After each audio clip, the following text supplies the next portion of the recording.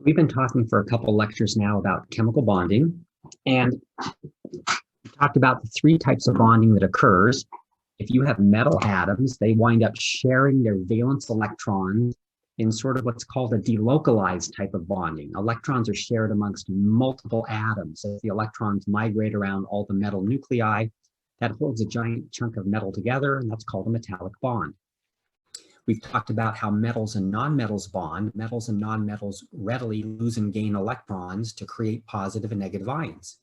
If you put positive and negative ions next to each other, they're going to attract each other, and that attraction is called an ionic bond. The positive and negative ions that are formed always achieve this noble gas configuration, right? If you have a metal, they lose their low number of valence electrons. They create an octet in the next lowest energy level, and that configuration is stable, so they're stuck as a positive ion. Nonmetals have exothermic electron affinities. They gain electrons until they fill their outer shell, reaching an octet configuration. And because that's stable, they're stuck like that. So positive and negative ions for metals and nonmetals are naturally stable. And now as they approach each other, they would stick together because they're oppositely charged. The final type of bonding, we've been spending about a lecture and a half now talking about this so far, is what happens when nonmetal atoms combine together. Because they both have a strong affinity for electrons, they tend to share electrons when they bond, creating covalent bonding. And we've learned that what a covalent bond really is it's an atomic orbital on one atom and an atomic orbital on another atom merging together. When they merge together, they form a molecular orbital, an orbital in a molecule.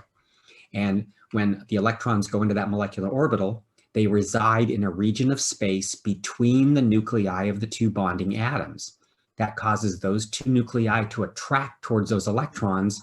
It holds the atoms together as a covalent bond.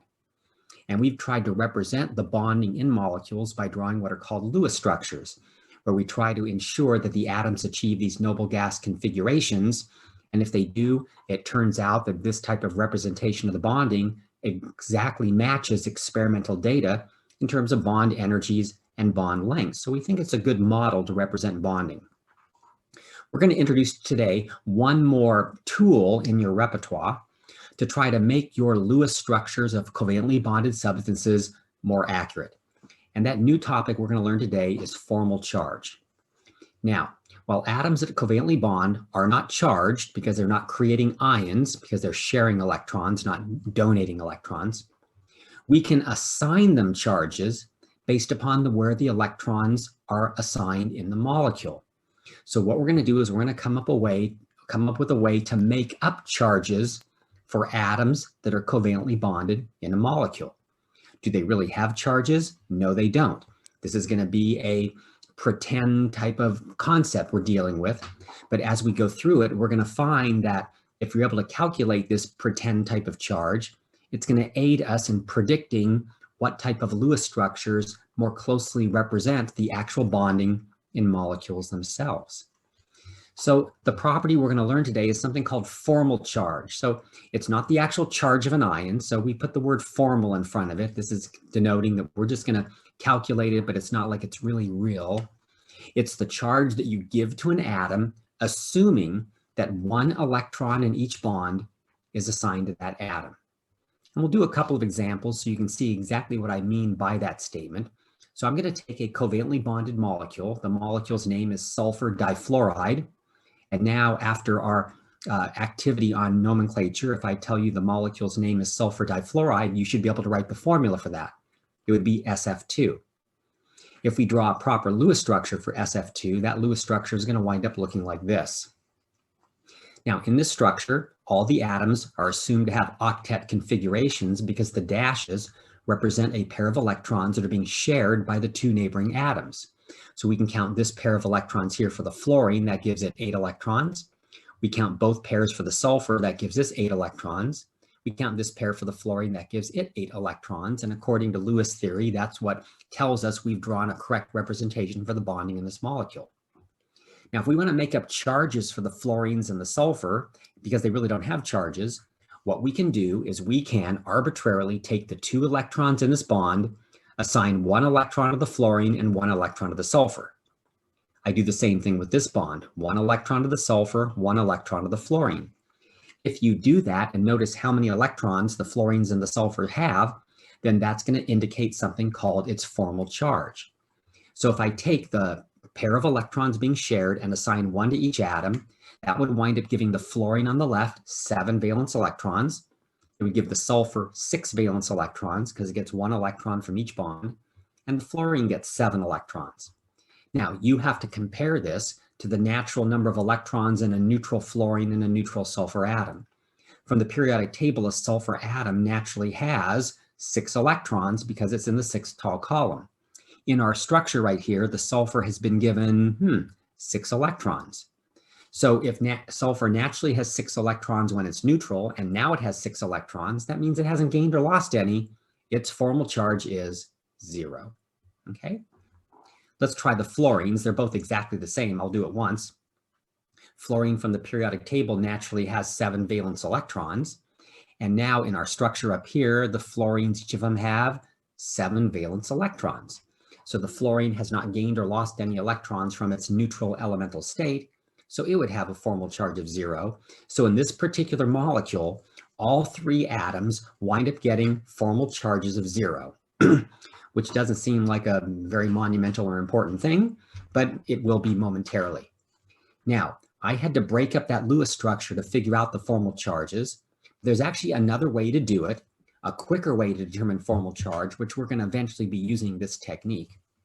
If you know how many natural valence electrons a particular atom of an element have, if you just take the natural number of valence electrons, for sulfur it would be 6, for fluorine it would be 7, then by looking at the Lewis structure, if you subtract 1 electron for each bond the atom's making, and if you subtract every single lone pair electron, when you do that, you will have calculated the formal charge as well.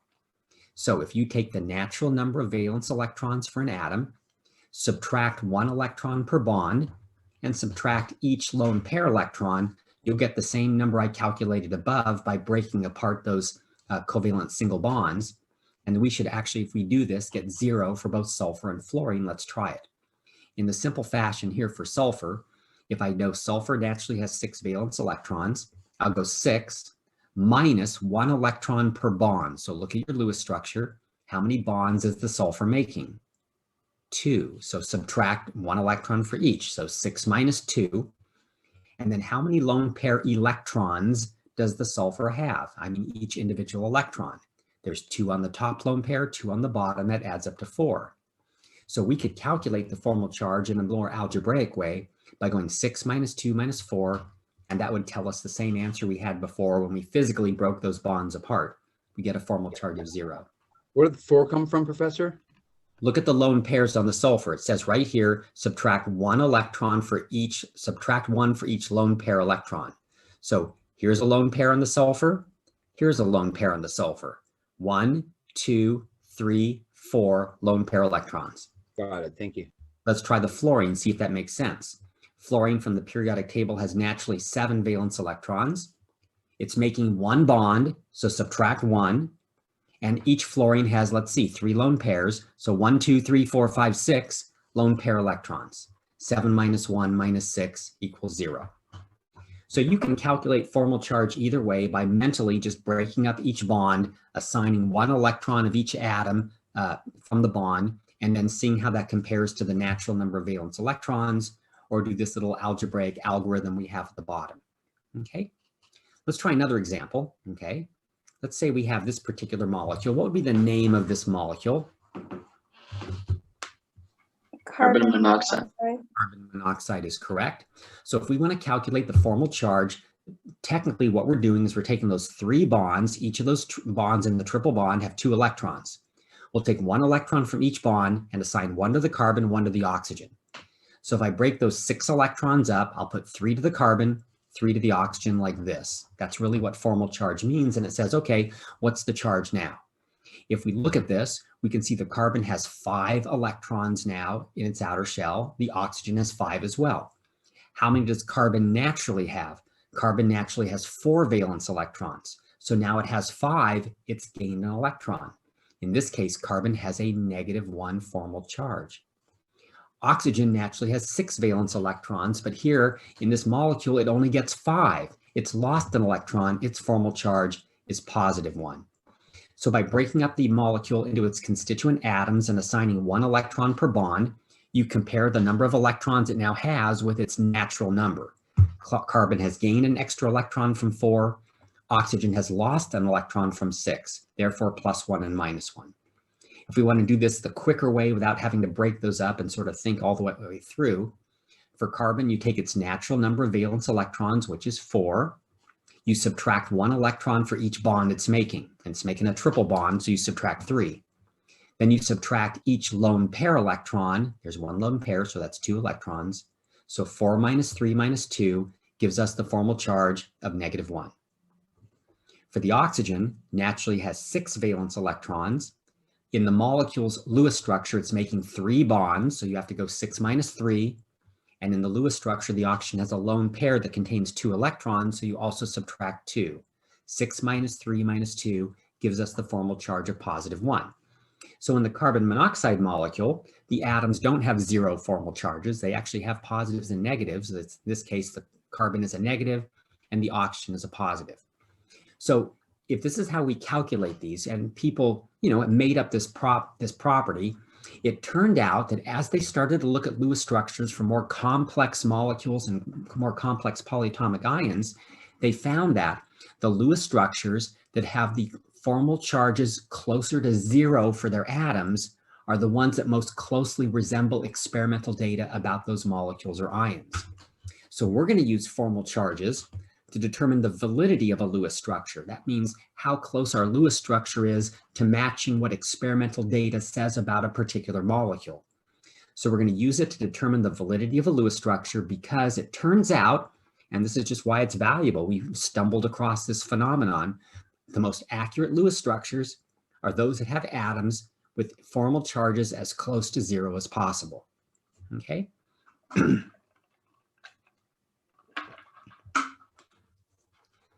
So let's look at an example where formal charge is actually going to be important in predicting the correct Lewis structure for a molecule or a polyatomic ion. And we're going to start with a polyatomic ion. This is called the thiocyanate ion, SCN-.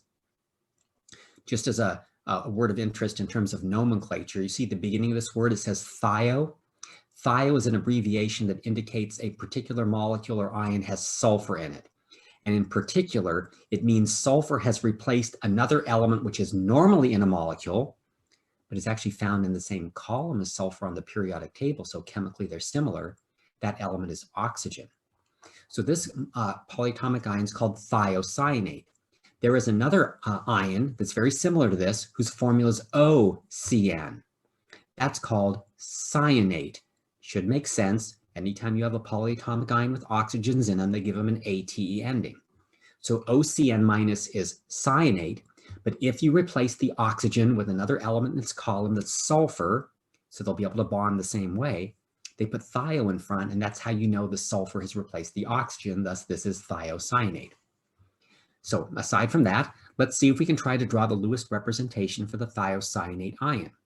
In this case, the sulfur is not the central atom, even though it's written first. So this is something I would tell you in advance. The atoms are bonded in the order they're written, sulfur to carbon to nitrogen. So we have to draw our skeletal structure. That'll be important. But before the skeletal structure, you have to calculate the total number of valence electrons the ion is going to have. From the periodic table, sulfur has 6 valence electrons. Carbon has 4 valence electrons. Nitrogen has 5 valence electrons. And this is a -1 ion, which means it's gained an electron from somewhere, so you have to add an extra electron to it. So that gives you 6 plus 4 plus 5 plus 1, 16 total valence electrons. So now that we know the total number of valence electrons for the ion, we're going to draw the skeletal structure. And as I said, it's sulfur bonded to carbon bonded to nitrogen. Our skeletal structure is using 4 electrons to make the 2 bonds. So we've got to get all the way up to 16. And you're going to do that by making octets on the outer atoms first. So starting with the sulfur. So I've got 4 electrons already now. 6, 8, 10. Go to the nitrogen. 12, 14, 16. Oh, and I ran out. So we've used up all 16 electrons. Now inspect the structure. All the atoms should have octets. The sulfur does, the nitrogen does, the carbon doesn't. This is not a proper Lewis structure. It's not a proper representation of the bonding of this ion. This ion does not have a pair of single bonds. The bonds are not really, really weak, and they're not really, really long as single bonds are. So what do we do to make it more valid? Well, we've got to try to make an octet for the carbon in the center. So you can do that by taking lone pairs from atoms that have octets and moving the lone pairs into sharing positions. So if I move a nitrogen lone pair over to here, I now continue to have an octet for the nitrogen, but the carbon is increased to 6 electrons, which is not quite an octet yet. Can you see what I would need to do to get an octet for that carbon? Yeah, a double bond from sulfur. Let's move a lone pair from the sulfur over, make a double bond there, and now all the atoms have octets. Does that make sense? We've done a little bit of stuff like that last time. Now, let me tell you something interesting about any molecule that has 2 consecutive double bonds, okay? When I want to make an octet for the carbon, Mr. Osenian suggested we move the lone pair from the sulfur, but you know what? I didn't have to. I could do it a different way. I could have moved a lone pair from the nitrogen and made a triple bond on the right side. Sure. That would wind up making an octet for the carbon as well. So even though we did it this way, there's a whole nother structure you could draw where you could actually make a triple bond between the sulfur and the carbon, leaving a single bond to the nitrogen. And there's a whole nother structure you can draw with a single bond between the sulfur and the carbon and a triple bond between the carbon and the nitrogen. Okay? If you can draw different Lewis structures for the exact same molecule that are all obeying the octet rule, we say this molecule has a particular property. What property does it exhibit? Resonance. That's correct. And if you want to show that the molecule is really not any one of these 3 structures, but it's the average of all 3, then you have not done so yet. You have to put double-headed arrows between them and people go, oh, the real molecule is the average of these 3, okay? Now in this case, we actually have 3 different structures that are not identical to each other. And if we go back to yesterday, when we drew a particular molecule that had resonance, I think it was we did an ion, it was the nitrate ion. The nitrate ion, we could have put a double bond to the left O, we could have put a double bond to the top O, we could have put a double bond to the right O.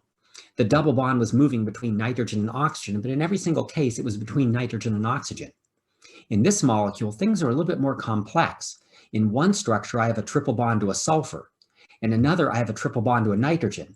In another, I have double bonds to both. These are not very symmetrical with each other. So maybe 1 or 2 of these Lewis representations is maybe more closely related to the real bonding in the thiocyanate ion, and maybe 1 and 2 of them aren't. So the way you try to determine the validity of a Lewis structure is by calculating formal charges. So I'm going to calculate the formal charges for sulfur, carbon, and nitrogen in all 3 of these resonance structures, and we're going to look at what we get, see what it tells us. Let's start with the sulfur in the first Lewis structure. To get a formal charge, and we'll just do it the quick way now, we're not going to break up the bonds into 1 electron each for the neighboring atoms. I'm going to go to the periodic table, and sulfur has 6 valence electrons.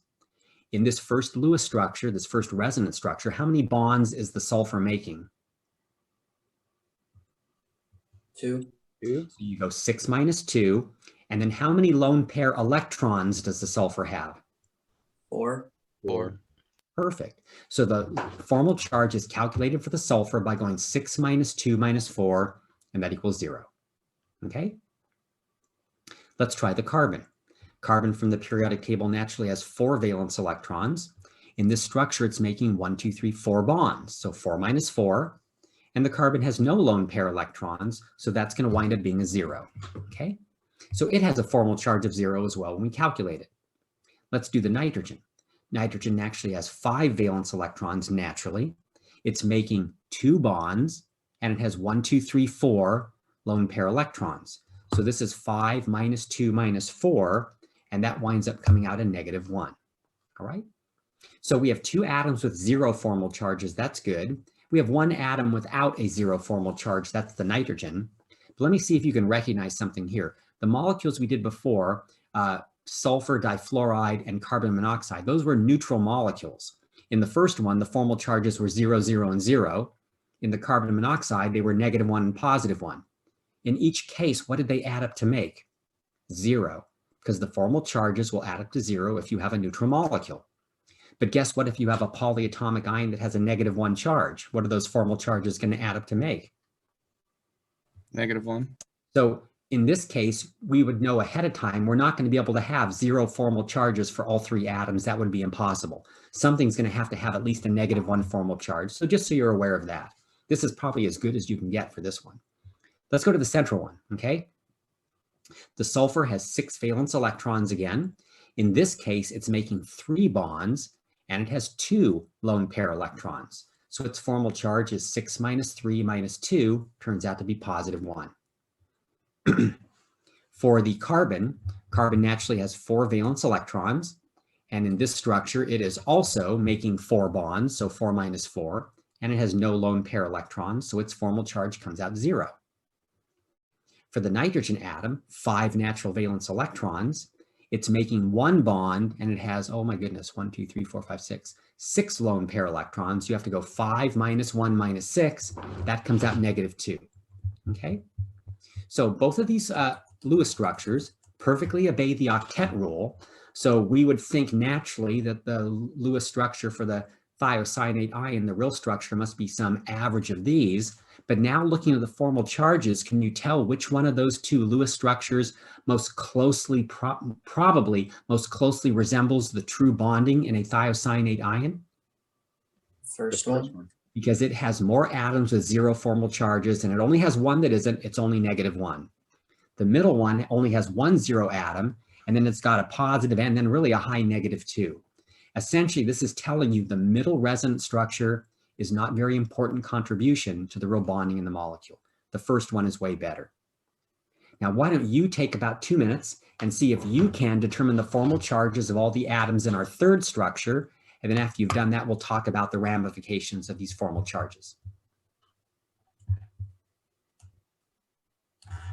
You got a deal, Professor. Okay, go for it. We'll give you a minute.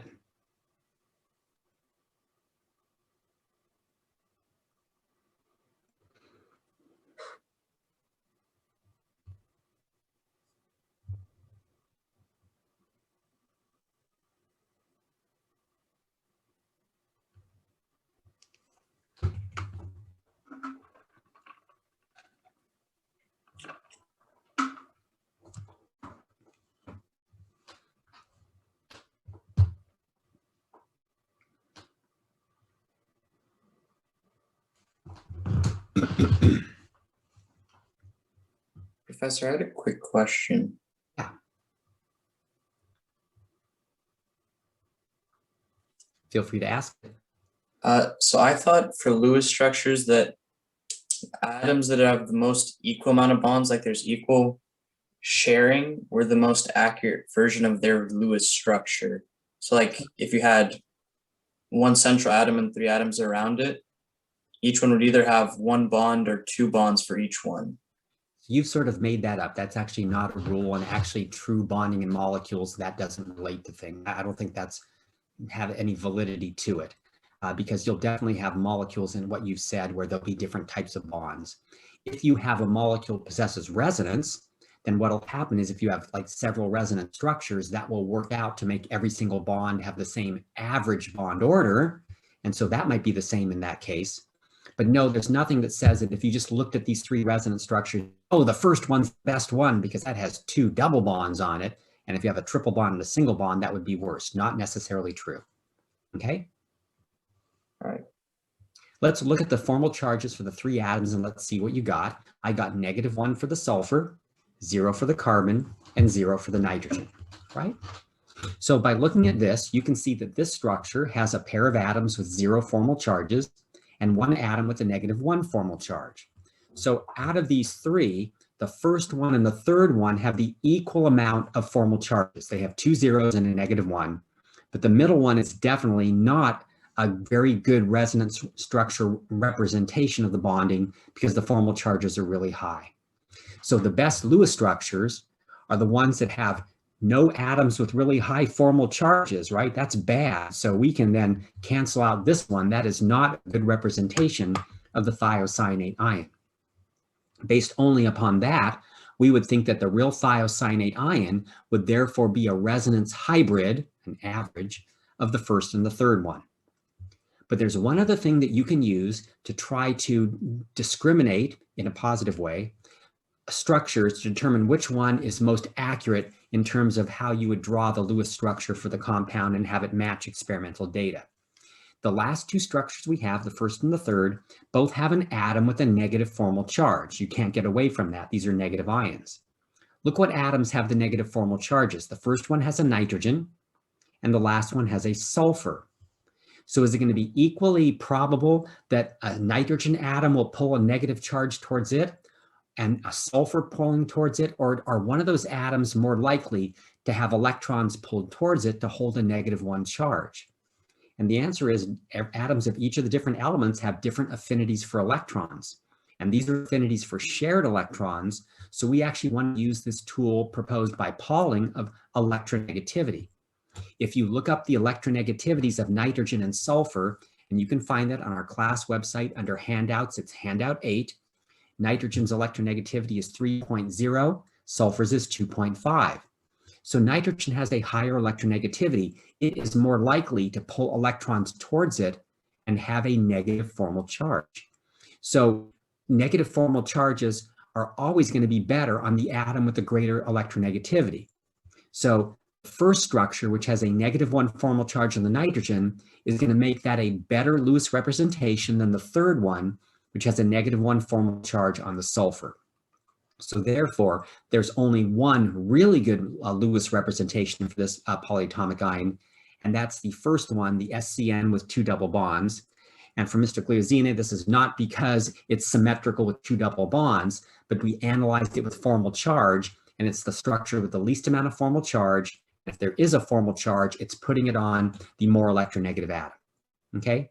So Mr. Gliozine, that's how you're going to have to determine which structure is best, not by just looking at the symmetry of it. Okay? Could you explain that one more time, maybe, please? So look at the last thing I said here was you have these two structures that both have a -1 formal charge in them. The first one with the nitrogen -1, the third one with the sulfur -1. It turns out that the structure that is most closely resembles the true bonding in the molecule because it matches experimental data of bond lengths and bond energies would be the one in which the negative formal charge goes on the atom that likes negative charges more.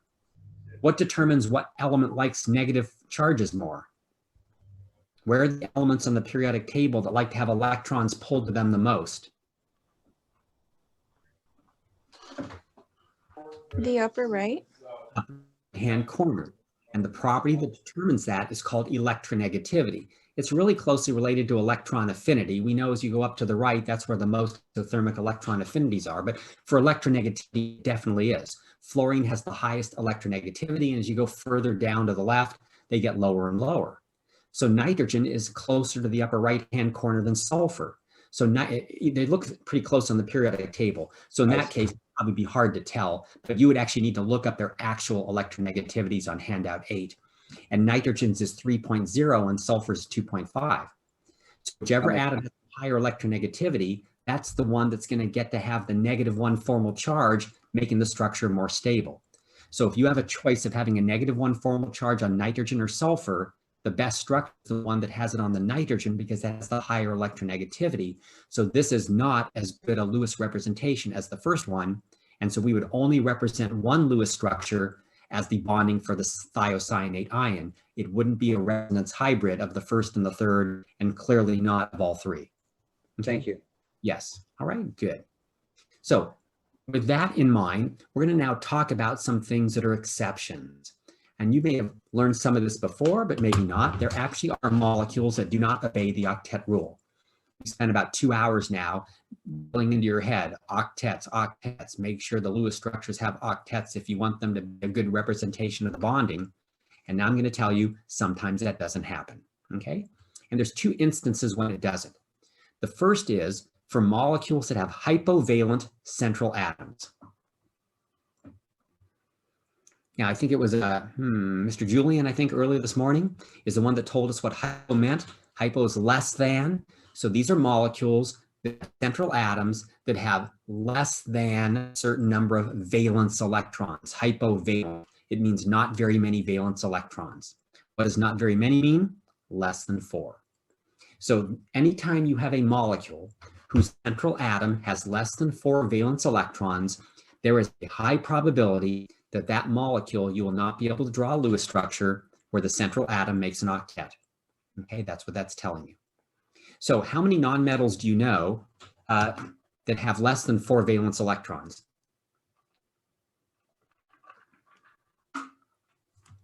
One. What is it? Boron. There you go. So this is going to be a very big exception, is it? Now, I'm going to actually double what you said there, because if you notice where boron is on the periodic table, it's the nonmetal furthest to the left. What's the element just to the left of boron? It actually goes across the periodic table there. It's beryllium, right? Beryllium is actually considered a metal, of course, but beryllium is very far from the bottom left-hand corner of the periodic table, which means its electronegativity is pretty high for a metal. So sometimes when beryllium bonds with nonmetals, sometimes those bonds turn out to be slightly covalent. This may be a sad thing for you to learn, but what I've told you in the last couple days is not black and white. Metal, nonmetal, ionic, nonmetal, nonmetal, covalent. There's a little gray in the middle there. If you wind up having a metal that has a really high electronegativity because it's not down near the bottom left-hand corner of the periodic table, then when it bonds with nonmetals, the electronegativity difference sometimes is not greater than 1.7. So the bond is not mostly ionic. So you will sometimes have some covalent compounds, of course, with boron, but also with beryllium. So Mr. Gliozeni, we've got 2 of these where we have to deal with. If you ever see a covalent molecule and the central atom is either boron or beryllium, then odds are that central atom will not be able to achieve an octet because it just doesn't have enough electrons to do that, okay? An example of that would be this compound. It's made of a metal and a non-metal, beryllium and hydrogen, but because the electronegativities of these 2 elements are so close to each other, the actual bond between them is a covalent bond. So this is a molecular substance, not an ionic substance. And the name of this is beryllium dihydride. If we want to draw the Lewis structure for this molecule, we'd add up the valence electrons for 1 beryllium, which is 2, and each of the hydrogens, 1 and 1, that makes 4. With 4 valence electrons, if I draw my skeletal structure, I'll put the Be in the center. I'll bond 2 hydrogens to it.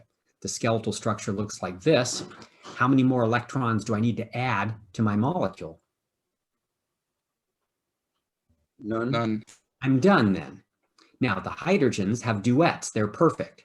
The beryllium doesn't have an octet. Oh my goodness, what are you going to do? Panic? Well, it looks like you should panic. How am I going to get an octet? This can't exist. I can't get an octet structure for the beryllium. And the answer is it does exist. So you just have to suck it up and just have to go, well, if I've got an electron poor central atom, I guess I'm not making an octet. You make duets for the hydrogens, but the beryllium does not achieve an octet, yet this compound exists. We'll actually see a little bit later during this unit exactly how this bonds together and why it actually is reasonable. But according to Lewis theory, it shouldn't exist, but we just have to make an exception to that and say, okay, if you have an electron poor central atom, I guess you just don't have enough electrons to make an octet, so somehow these molecules do, even though no octets are created. Same thing would be expected for this. What's the name of this molecule? Boron trifluoride. Perfect. So this has a central atom that only has 3 valence electrons. So ahead of time, we might predict, oh, I bet I'm not going to make an octet for that boron. So let's go through the process. Boron has 3 valence electrons. Fluorines are 7 and 7 and 7 because there's 3 of them. That adds up to 24. The skeletal structure would put a boron in the center and then bond 3 fluorines to it like this. Professor, how do we spell that trifluoride, by the way? TRI, and then fluoride is FLUORIDE, like in your toothpaste. UOR. Okay, just making sure. Some of them are different. I'm trying to make sure. Thank you. Fluoride is always with the U in front. So this skeletal structure has 6 electrons written on it because it has 3 bonds. So we've got to get all the way up to 24. So you always start with the outer atoms. So with 6 electrons already in the picture, let me start with the left fluorine, 8, 10, 12. 14, 16, 18, 20, 22, 24, that's all the electrons, okay? So I now have my structure. The fluorines all have octets, the boron doesn't. And if this would have been 20 minutes ago, you would look at this and go, oh, I need to move a lone pair from a fluorine into a sharing position and make a double bond. And now everybody has octets and this is happy. But no, that does not happen. Why doesn't it happen? Well, fluorine has a really high electronegativity. Fluorine pulls shared electrons towards itself. Is fluorine going to give up a lone pair and give it to a boron atom, which has a very low electronegativity? Very selfish.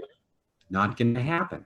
So boron, we say, is too electropositive. That just means it has a low electronegativity.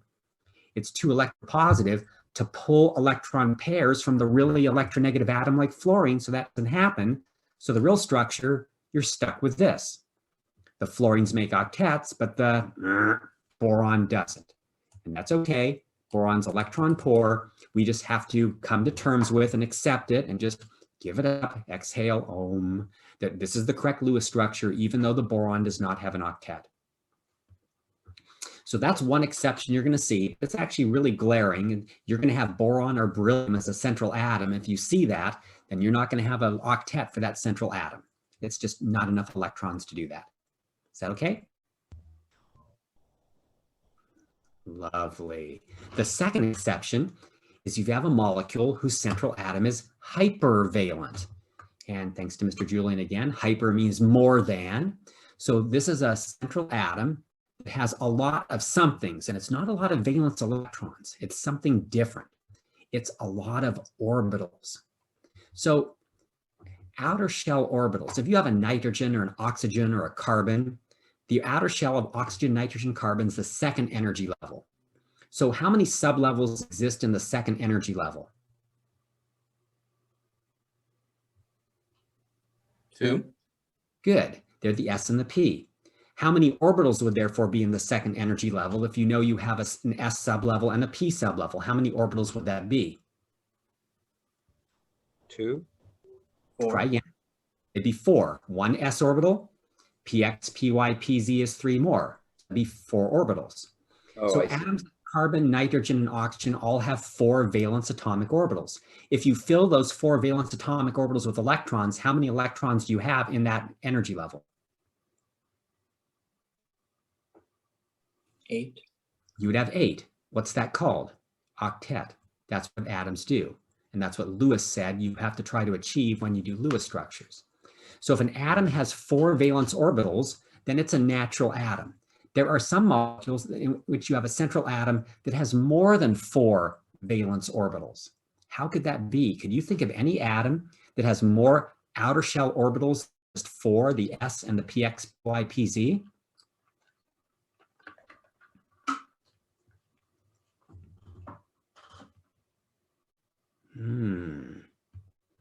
That's a good one. Got you on that. Go down one column on the periodic table. Go down to silicon, phosphorus, and sulfur. What's their outer shell? 3p. What level? Third energy level. You said a sublevel, just by the way. 3p is a sublevel. If I say, what's the outer shell, that infers energy level. So your answer would be third energy level is their outer shell. What sublevels are in the third energy level? S, P, and D. So how many valence orbitals does a sulfur or a silicon or a phosphorus have? They have a 3s, 3px, 3py, 3pz, then the 3dxy, a 3dxz, 3dyz, 3dx squared minus y squared, and 3dz squared. That's 9 orbitals. Okay, so this exception is talking about atoms that have empty d orbitals in their outer shell. That just means their highest energy levels, either the third energy level or higher.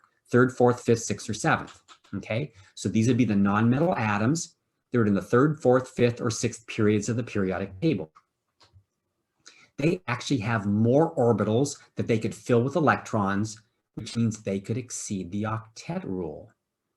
See, the reason nitrogen and carbon and oxygen don't exceed the octet rule, they only have 4 orbitals in their outer shell. Their outer shell can only hold 8 electrons, but not any atoms that are lower on the periodic table. So if you are given a formula like this, the molecule's name is phosphorus pentafluoride, you think about that for a second, that phosphorus is bonding to 5 different fluorines. If it makes 5 different bonds, that would be 10 electrons in its outer shell. Holy cow, that can't exist because that exceeds the octet rule. but it can because phosphorus's outer shell is the third energy level. It can bond with a 3s, 3px, 3py, 3pz, and then use a d orbital to make the fifth bond. That's what's happening. Now, how do we draw the Lewis structure for this? Okay, so once again, here's the typical outer shell you would think for a phosphorus atom. You're going, well, it can only make, because its outer shell is the third energy level, it also has 5 different d orbitals. It could use those orbitals to bond as well. So if we try to draw the Lewis representation of this molecule, the phosphorus has 5 valence electrons. All the 5 fluorines are 7 each. So this is 5 plus 35 is 40. So we have 40 valence electrons altogether. My skeletal structure will put phosphorus in the center, and you're going to have to put the 5 fluorines around it. And I just sort of spread it out as best I can with, of course, a 72-degree angle between them, because 360 divided by 5 is 72, as you well know. And this has 2, 4, 6, 8, 10 electrons in it already. I need 30 more electrons in the structure. So how are we going to put the 30 extra electrons in? As lone pairs. So I've got 10, 12, 14, 16, 18, 20, 22, 24, 26, 28, 30, 32, 34, 36, 38, 40. Perfect. So there's just the right number of electrons to give all the fluorines octets. Thus phosphorus has 5 bonds to it. That's 10 electrons in its outer shell. Lewis would be rolling over in his grave, but we now know this is possible because of those d orbitals that are over there in the outer shell of the phosphorus atom. So phosphorus winds up being able to make 5 bonds by using an empty d orbital in its outer shell to make that 5th bond. Any atom whose outer shell is the 3rd energy level or higher, 4th, 5th, or 6th, it could actually do that, and you will have molecules in which the central atoms exceed the octet rule. Okay? Professor, does that mean then that for the 3rd energy level, technically you could have 9 atoms bonded to phosphorus? If you were a chemistry major and you transferred to UCI, you would take chemistry, I can't remember the number, chemistry 106, I think it actually is there. And that's what is that called? That's called inorganic chemistry. And you learn the 18 electron rule, which is just a different way of you saying 9 bonds in the outer shell. Okay? Yes, it absolutely does exist. Okay? Okay. Let's try this one, chlorine trifluoride. If you look at this molecule, you wouldn't necessarily think something's going to disobey the octet rule. It looks like a very innocuous molecule. Let's try to draw its Lewis structure by adding up its valence electrons. So we have 7 for chlorine, and 7 and 7 and 7 for fluorine, and this adds up to 28.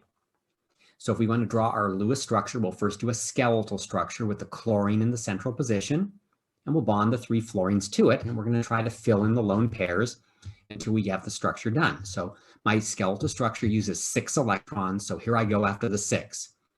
8, 10, 12, 14, 16, 18, 20, 22, 24, 25, 26. 26, wait a second. This is only 26. The molecule's supposed to have 28. And here's where you get in trouble. You go, everything has an octet. Where would 2 extra electrons go? You go, wait a second, what's the central atom? Chlorine. What row in the periodic table is chlorine in? 3rd row. What's its outer shell? 3rd energy level. 3rd energy level has an s orbital, a px, a py, a pz, and then a whole bunch of d orbitals. So the extra 2 electrons must be going into a d orbital in the outer shell of the chlorine. In that chlorine, you got to move that lone pair over a little bit and squeeze another lone pair in there. And the correct Lewis structure would look like this. The fluorines have octets, but the chlorine is the only atom that can exceed an octet. Its Lewis structure would look like this. Does that make sense? Now, let me show you one more use of formal charges, because it's going to be important for molecules that can exceed the octet rule, or polyatomic ions. Sulfate is a group of covalently bonded atoms that carry a -2 charge. Thus, it's not called a molecule, it's called a polyatomic ion. And if you want to draw the Lewis representation of this, you have to know how to handle those extra -2 electrons up there, that charge. You add 2 extra electrons when you're adding up the valence electrons. 6 for the sulfur, 24 from the 4 oxygens, and then 2 more electrons from the -2 charge. And this adds up to 32 valence electrons. We've actually drawn the Lewis structure for this yesterday, I think it was yesterday, and it turns out the 32 electrons work out perfectly, that if you draw the skeletal structure and put them all in as lone pairs, look at that. All the atoms have perfect octets. And you know what? We drew this the other day, and you were all very happy, and it was the end of the period, and we shut it off, and well, you were already home. You didn't have to go home, but we all just gave up on chemistry for a while. We go, wow, that's pretty good. Well, you know what? There's a problem with this. Because if you take measurements of the bond energy in this sulfate ion, experimental data shows that all the SO bonds are stronger than single bonds. This is not an accurate Lewis representation of sulfate, even though it made these wonderful octet configurations. So something's wrong with this. How could we come up with a better Lewis representation than this? Well, if the central atom can exceed the octet rule, you can actually do that, and we determine what the best structure is by using formal charges, okay? So let's calculate the formal charges in this structure here. Let's start with the sulfur in the center. Natural number of valence electrons for sulfur is 6. It's making 1, 2, 3, 4 bonds. It has no lone pair electrons. 6 minus 4 minus 0. So this Lewis structure, the sulfur has a positive 2 formal charge, not good. Let's do the oxygens. That's the oxygen naturally has 6 valence electrons, making 1 bond, and then 1, 2, 3, 4, 5, 6 lone pair electrons. So make sure you remember how to do this. 6 valence electrons naturally. Each O is making 1 bond. Each O has 6 lone pair electrons. Every single oxygen has a -1 formal charge. Okay, so every atom in this has a non-zero formal charge. This is why it's not accurate. Now, if sulfur could not exceed the octet rule, there's nothing we can do about this. But sulfur is in the 3rd row of the periodic table, has d orbitals in its outer shell. It could make more bonds. So what we can do is we can try to make a structure that makes more bonds to the sulfur. And if we do that, we might be able to reduce the formal charges. So your job will be to try to draw an accurate Lewis structure, is to reduce the formal charge on the atoms that can exceed the octet rule, because that will produce a more accurate Lewis structure.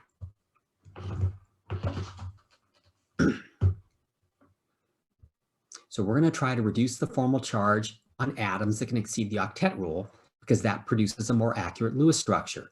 The sulfur's formal charge is +2. Ideally, we would want it to be 0, so we've got to get the formal charge on the sulfur to go from +2 to 0. How are you going to do that? How can you look at the calculation? Double bond. 6 minus 4 minus 0. We need this number to get bigger. You need more bonds to the sulfur. Does that make sense? How many more bonds do you need to make to the sulfur? 1 more. 1 more would be 6 minus 5 minus 0 would give you +1. Oh, 2 more. Sorry. So you've got to figure out how to do this, in the words of Tim Gunn, right? Make it work. So you think about how many more bonds you need. You need 2 more bonds. So you've got to pull a lone pair from one of the oxygens over to make a double bond, and a lone pair from another oxygen to make a double bond. So the sulfur must make 2 more bonds to reduce its formal charge to 0. Correcto?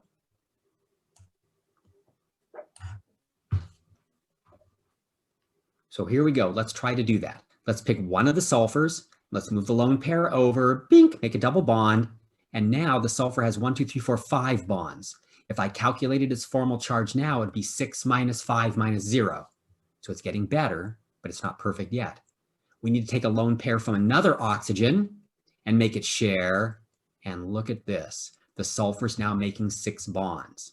So let's recalculate sulfur's formal charge. And I want you to notice I have oxygens with single bonds and oxygens with double bonds. So there's 2 types of oxygens here. So they're going to have different formal charges. So I'm going to do the sulfur in yellow and the oxygens in yellow like this. And we're going to calculate their formal charges. So the sulfur is now 6 valence electrons minus 6 bonds minus no lone pair electrons equals 0. We reduced the formal charge down to 0. The O's on the top and the bottom, which were not changed at all, still have formal charges of -1. They haven't gone away. But the oxygens on the left and the right now are different. They have 6 bonds, they're naturally 6 valence electrons, 2 bonds each, and 1, 2, 3, 4 lone pair electrons. They get reduced to 0. So all the yellow atoms in the structure, the formal charges are 0. The ones on the top and the bottom are -1 and -1, but you know what? You got to have two negatives anyway to add up to the -2. So these can't be reduced. That's the best Lewis representation for this molecule or this polyatomic ion. Does that make sense? Now, what does that tell you? If I made the double bonds to the left and the right O, where else could I have made the double bonds? Top and bottom. Up and down. Anywhere else? Any Up and different right. configuration? Bottom You left. got, right? You can have them left, right, top, bottom, here, here, here, go saddleback, right? You can have those double bonds any pair of O's. So if you think about it, straight across is one, up and down is another, over to the right, over to the left, bottom right, bottom left. There's 6 different resonance structures. So if you wanted to draw the correct Lewis representation for sulfate, you would draw 6 Lewis structures, all with double-headed arrows between them, but the double bonds move to all the different possible places. And I tell you what, that'll be a real hassle. So if you ever have a molecular ion that you would have to draw more than 3 Lewis structures or 3 resonance structures, I'll let you just do this. I'll let you draw one and just say plus 5 other resonance structures. But if the molecule possesses resonance and there are only either 2 or 3 resonance structures, I want those drawn with the double-headed arrows shown between them. Okay? This now, if you average out the bonds of all 6 resonance structures, every single SO bond in the sulfate ion winds up having a bond order of 1.5. Why is that significant? Because what did the experimental data show? It showed the SO bonds were a little bit stronger than a single bond. They weren't quite as strong as a double bond, but stronger than a single bond. And this Lewis representation predicts bond order of 1.5. It's exactly what the experimental data shows. So when you have polyatomic ions or even molecules with a central atom that could exceed the octet rule, it will always be important to calculate the formal charges on the atoms. And then if the central atom is not 0, if you can reduce it to 0 by making more bonds because it can exceed the octet rule, you should do that because you're going to get a more accurate Lewis structure. Okay?